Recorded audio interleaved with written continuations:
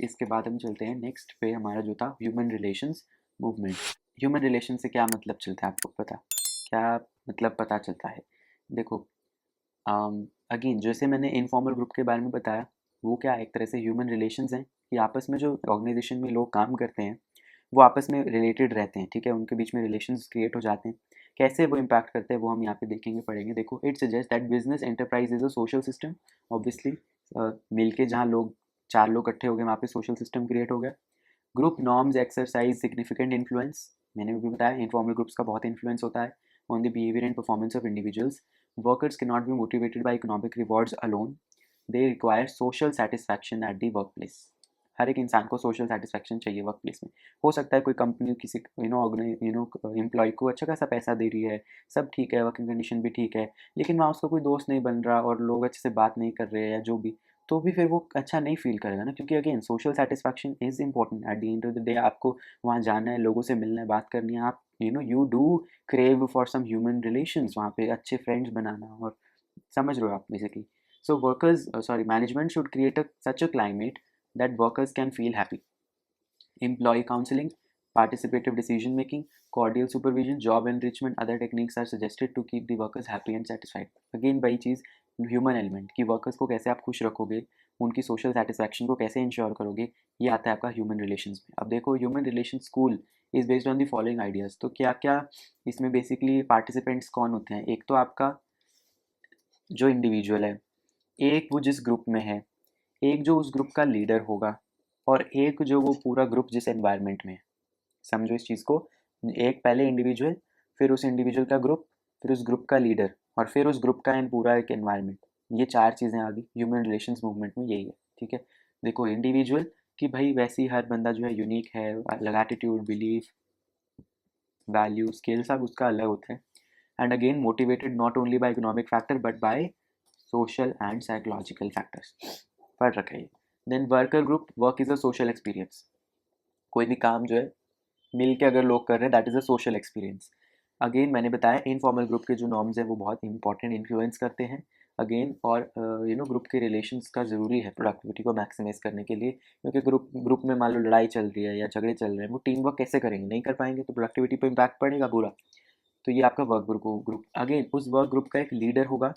Supervisor और manager should provide a pleasant work climate where employees are allowed to have a say in the decision making process. जो manager है वो उसको उस work group का एक तरह से लीडर बनने की कोशिश करनी चाहिए कि मैं इस वर्क ग्रुप को कैसे अपने फेवर में यूज़ करूँ, और जो डिसीजन मेकिंग, कोई भी मेरे को डिसीजन लेना इंपॉर्टेंट, उसमें पहली चीज़ एक अच्छा लीडर बन के दिखाऊँ कि सबकी सुनूँ और ये करूँ, है ना, सबका एक पॉइंट ऑफ व्यू लूँ, फिर उसे समझूँ ताकि वो भी वैलिडेटेड फील करें। Then work environment obviously positive होना चाहिए, अगेन उसकी नीड्स को सेटिस्फाई करने के लिए। Positive work environment consist of clearly defined goals, performance linked rewards, feedback on performance, participative decision making, interesting and goal open communication etcetera.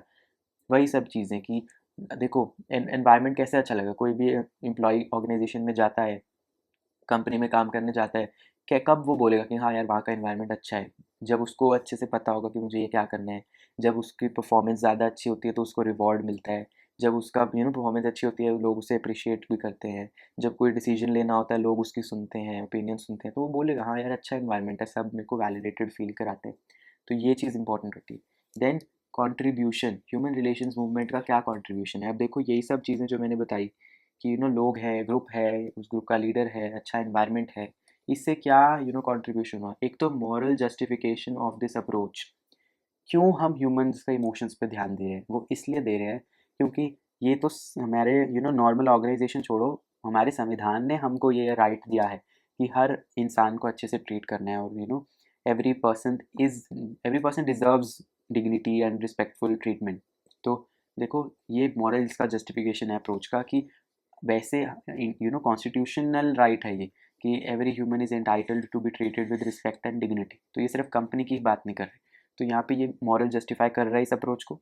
Then satisfying social needs obviously जो है improve the productivity and reduce the cost, वही चीज़ की efficiency और effectiveness दोनों आएंगी, efficiency plus effectiveness.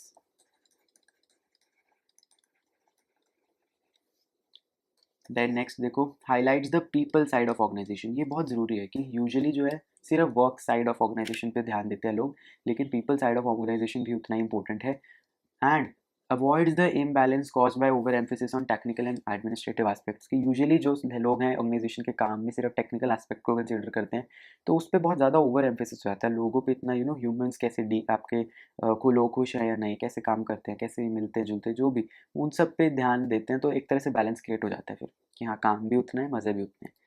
True concern for workers that those vital machines would yield rich dividends. Workers भी एक तरह से, अगर आप एक फैक्टर ऑफ प्रोडक्शन मान लो, उन वर्कर्स पे आप अच्छे से उन्हें खुश रख रहे हो, तो एक तरह से वो भी इन्वेस्टमेंट है ना। तो आप ये अच्छा उन्हें ट्रीट करके, उनका सोशल नीड्स फुलफिल करके एक तरह से उन पे इन्वेस्टमेंट कर रहे हो, जो आपको रिच डिविडेंड्स यील्ड अच्छी देंगे बाद में जाके। एक बस मेटाफर है, ठीक है, सीरियस मत लेना। Attention on interpersonal relations and dynamics of work groups. Again मैंने बताया वर्क ग्रुप्स के डायनेमिक्स इंपैक्ट करते हैं, तो उस पर अटेंशन दे रहे हैं यहाँ पे। And revolutionised management training. Training management की जब दे रहे होते हैं, उसमें भी एक बहुत बड़ा रोल ये चीज़ आजकल प्ले करता है, क्योंकि हम जब लोगों को सिखाते हैं मैनेजमेंट, तो हम सिर्फ काम करना नहीं सिखाते आजकल। आजकल हम फिर मैनेजमेंट में लोगों से कैसे काम निकलवाना है वो सिखाते हैं, और लोगों से जब काम निकलवाना सिखाना है, तो एक सबसे ज़रूरी है कि लोगों की साइकोलॉजी समझना, उनकी नीड्स, उनके इमोशंस, वही सब। तो वो सब कहाँ से आ रहा है? ह्यूमन रिलेशंस अप्रोच से आ रहा है कि आजकल वही ये सब जो चीज़ें इमोशंस की हम बात कर रहे हैं, ये इसलिए भी ज़रूरी है क्योंकि ये आपको ट्रेनिंग देनी पड़ती है मैनेजमेंट को, कि कैसे वो वर्कर्स को खुश रखें, कैसे वो यू नो वो चीज़ ट्रेन कर पाएँ, क्योंकि ये चीज़ सिखानी पड़ती है, जो पहले नहीं सिखाते थे आजकल सिखा रहे हैं। तो ये भी एक पॉइंट है इसका कंट्रीब्यूशन का। इसके बाद आता है इसका क्रिटिसिज्म। क्रिटिसिज्म क्या होगा, खुद सोचो। वर्कर्स पे ध्यान दे रहे हैं हम, उसके इमोशंस पे ध्यान दे रहे हैं, तो क्या होगा? देखो, पहला है अनसाइंटिफिक। जैसे कि हमने बोला कि जो हॉथॉर्न एक्सपेरिमेंट्स थे, वो थोड़े क्लिनिकल बायस से सफ़र कर रहे थे, यानी कि बहुत ज़्यादा हमने लॉजिक छोड़ के हमने किस पे ध्यान दिया? डेटा पे और फैक्ट्स पे और ऑब्जर्वेशंस जो हमारी रही हैं, उस पे ध्यान दिया। बेसिकली थ्योरी, जैसे हमने बोला था कि दे डिस्काउंटेड द थ्योरी। थ्योरी पे फोकस नहीं किया, बस प्रैक्टिकल जो काम जैसे एक्सपेरिमेंट्स हैं उस पे ध्यान दिया। ये जो आपने ह्यूमन रिलेशंस की जो हम बात कर रहे हैं कि हाँ वर्क ग्रुप्स इंपॉर्टेंट हैं, साइकोलॉजिकल नीड्स, ये भी कहाँ से आए? ये आए तो हॉथॉर्न एक्सपेरिमेंट से ही है कुछ ना कुछ, क्योंकि अगेन आपको कैसे पता चला कि वर्क ग्रुप्स की बात हॉथॉर्न एक्सपेरिमेंट्स में हुई थी ना। तो ये जो ह्यूमन रिलेशंस वाला है, ये भी हॉथॉर्न एक्सपेरिमेंट्स पर ही बेस्ड है। तो क्योंकि हॉथॉर्न एक्सपेरिमेंट्स भी डेटा पर ज़्यादा ध्यान देते थे, और अगेन मैंने बोला दे डिस्काउंटेड थ्योरी, क्लिनिकल बायस था, एम्पेरिकल रेडिकल एम्पिरिसिज्म था, तो वो सब यहाँ पे भी आ रहे हैं। तो एक तरह से यहाँ पे भी आप लिख सकते हो कि जो आपने एक्सपेरिमेंट्स के थ्रू निकाला है कि सोशल साइकोलॉजिकल नीड्स बहुत इंपॉर्टेंट है, जो उनके इमोशंस से उन्हें खुश रखना, ये सब, या आपने एक्सपेरिमेंट से निकाल तो दिया, लेकिन वो एक्सपेरिमेंट ज़रूरी नहीं है कि सब पे अप्लाई हो जाए, क्योंकि हो सकता है कोई वर्कर ऐसा किसी ऑर्गेनाइजेशन में जाओ, वहाँ पे वर्कर्स ऑलरेडी खुश हैं, उन्हें ज़्यादा आप उस पे फोकस करके उनकी सोशो साइकोलॉजिकल नीड्स पे बहुत ज़्यादा ध्यान दे के भी कुछ ज़्यादा नहीं कोई असर पड़ेगा, क्योंकि असर उस चीज़ से पड़ता है जिस चीज़ की कमी है और आप फिर वो दे देते हो। जहाँ पे ऑलरेडी खुश हैं, उसको आप और खुश करके ज़्यादा आउटपुट नहीं बढ़ा पाओगे। हाँ, अगर मान लो वो खुश हैं बट फिर भी थोड़ी सैलरी कम है, तो आप सैलरी उन्हें ज़्यादा दे दो, तो वो हो सकता है वो बेटर कर दें। तो अगेन अनसाइंटिफिक है, क्योंकि आपने एक्सपेरिमेंट वाली चीज़ पूरे सब पे अप्लाई कर दी, जो कि हमेशा ऐसे नहीं होती। Then again anti individualistic. यहाँ पे क्या मतलब है? एंटी इंडिविजुअलिस्टिक का मतलब, जैसे मैंने बोला ग्रुप नॉर्म्स के अकॉर्डिंग लोग काम करते हैं, तो क्योंकि ग्रुप के नॉर्म्स के हिसाब से अगर कोई काम कर रहा है, तो वो अपनी इंडिविजुअलिटी खो देगा।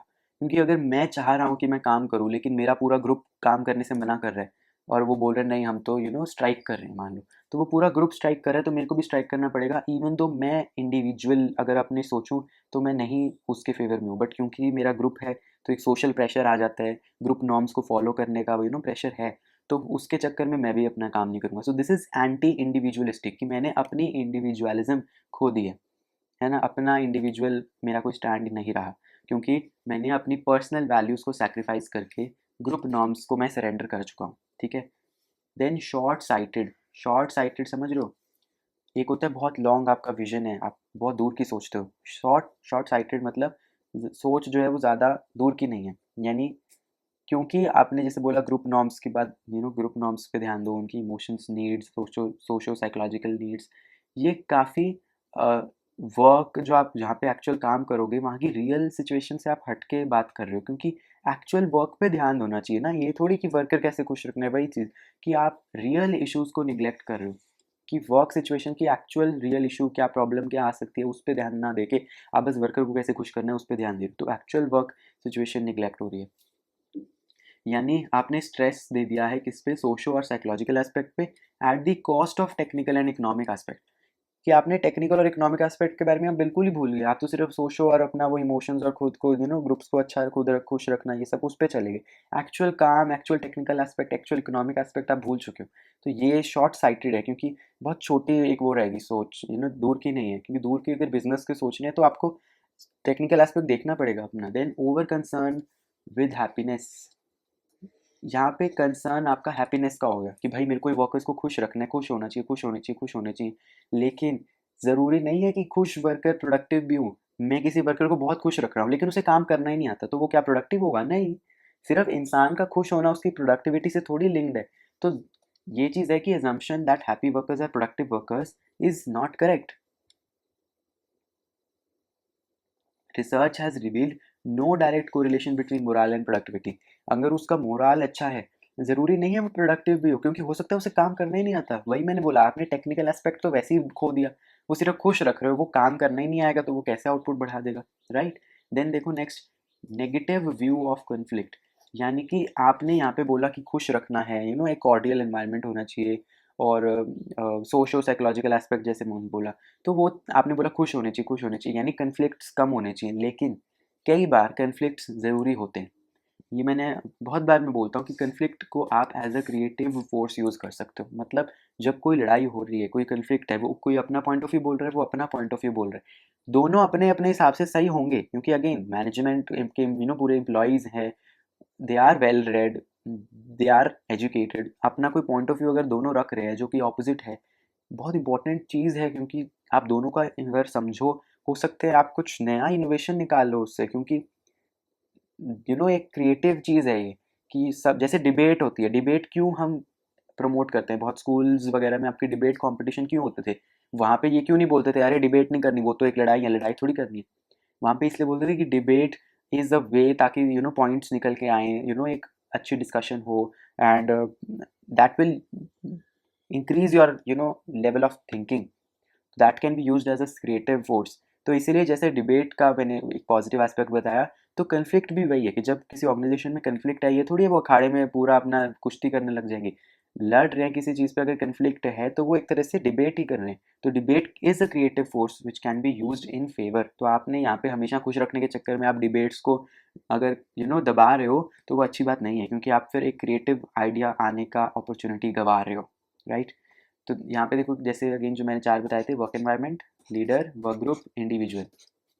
याद कैसे करना है? एक पहले इंडिविजुअल होता है, फिर वो इंडिविजुअल से बड़ा ग्रुप होता है, ग्रुप से बड़ा लीडर होता है, लीडर पूरा जब पूरा ग्रुप बन जाएगा तो वो उसका ग्रुप का एनवायरनमेंट होता है, ठीक है, जिसमें वो इंडिविजुअल काम करता है, ठीक है। डिफरेंस दे रखा है, difference between human relations and scientific management. Scientific management याद है, ये एफ डब्ल्यू टेलर वाला साइंटिफिक मैनेजमेंट और ह्यूमन रिलेशंस अप्रोच, दोनों में क्या डिफरेंस है? देखो यहाँ पे कोई भी यूनिवर्सल प्रिंसिपल नहीं था, वहाँ पे प्रिंसिपल्स थे।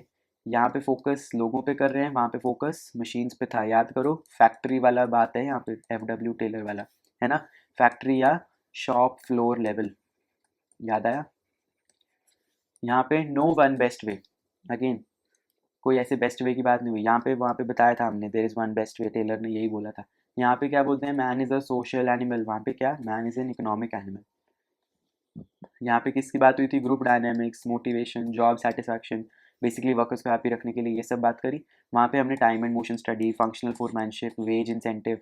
वेज इंसेंटिव क्या था, डिफरेंशियल पीस वाला, differential piece wage rate system, ये वो वाला है, ठीक है, नाम उल्टा है लेकिन कंफ्यूज मत होना।